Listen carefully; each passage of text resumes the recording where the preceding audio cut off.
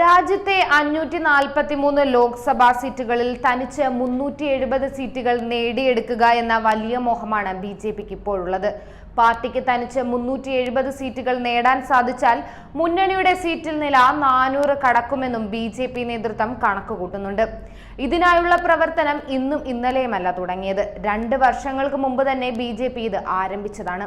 2019 തോറ്റതോ മത്സരിക്കാത്തതോ ആയ 144 സീറ്റുകൾ ഉന്നമിട്ടതോടെയാണ് 2022 തുടങ്ങിയതെന്ന് പല രാഷ്ട്രീയ നിരീക്ഷകരും വിശ്വസിക്കുന്ന മിഷൻ 370 ആരംഭിച്ചതെന്നാണ് സൂചന. പിന്നീട് നേതൃത്വം ഈ എണ്ണം 160 ആക്കി. അതായത് ഈ 160 സീറ്റുകളിൽ പകുതിയിലെങ്കിലും വിജയിക്കാൻ സാധിച്ചാൽ പാർട്ടിയുടെ ലക്ഷ്യം നിറവേറും. ഈ 160 സീറ്റുകളിൽ കേരളത്തിൽ നിന്ന് തിരുവനന്തപുരവും തൃശൂരും ഇടം പിടിച്ചിട്ടുണ്ട്. 2014 അധികാരത്തിലെത്തിയതു മുതൽ പാർട്ടി തങ്ങളുടെ സീറ്റുകൾ വർദ്ധിപ്പിക്കുന്നതിനായി കൃത്യമായ പദ്ധതികൾ ആവിഷ്കരിച്ചിട്ടുണ്ട്.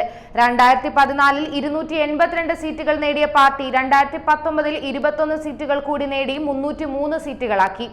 1984 ലോക്സഭാ തെരഞ്ഞെടുപ്പിൽ രാജീവ് ഗാന്ധിയുടെ നേതൃത്വത്തിൽ കോൺഗ്രസ് 403 സീറ്റുകൾ നേടിയതാണ് രാജ്യത്തെ ചരിത്രത്തിൽ തന്നെ ഒരു പാർട്ടി പാർലമെന്റിൽ നേടിയ ഏറ്റവും ഉയർന്ന സീറ്റ് നില.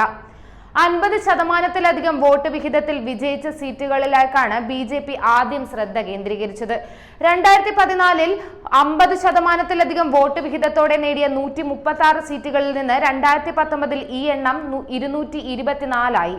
50% വോട്ട് ഷെയറോടെ 293 സീറ്റുകൾ നേടിയ കോൺഗ്രസിന്റെ 1984 ഫലങ്ങൾക്ക് പിന്നിൽ 2ാം സ്ഥാനത്താണ് ബിജെപിയുടെ 2019 കണക്ക്. അന്ന് 1984 അവർ നേടിയ 403 സീറ്റുകളിൽ 293 സീറ്റിലെ വോട്ട് വിഹിതം 50% മുകളിലായിരുന്നു. 224 സീറ്റുകളിൽ ഞങ്ങൾക്ക് ഇതിനകം 50% വോട്ട് വിഹിതമുണ്ട്. അതിനാൽ ഞങ്ങളുടെ ലക്ഷ്യം വളരെ അടുത്താണ്. എന്നിരുന്നാലും ഞങ്ങൾക്ക് 69 സീറ്റുകളിൽ കൂടി നേടേണ്ടതുണ്ട്. ഒരു മുതിർന്ന പാർട്ടി തന്ത്രജ്ഞനെ ഉദ്ധരിച്ചുകൊണ്ട് ഡെക്കൻ ഹെറാൾഡ് റിപ്പോർട്ട് ചെയ്തത് ഇങ്ങനെയാണ്: 1.5 വർഷം മുമ്പ് ദുർബലമായത് എന്ന് നിശ്ചയിച്ചിരുന്ന 160 സീറ്റുകളിൽ 50% നേടാൻ എന്നതാണ് പാർട്ടിയുടെ ഇപ്പോഴത്തെ ശ്രദ്ധ. ഈ സീറ്റുകൾ തിരിച്ചെടുത്ത പാർട്ടി നിരവധി പ്രവർത്തനങ്ങൾ നടത്തി.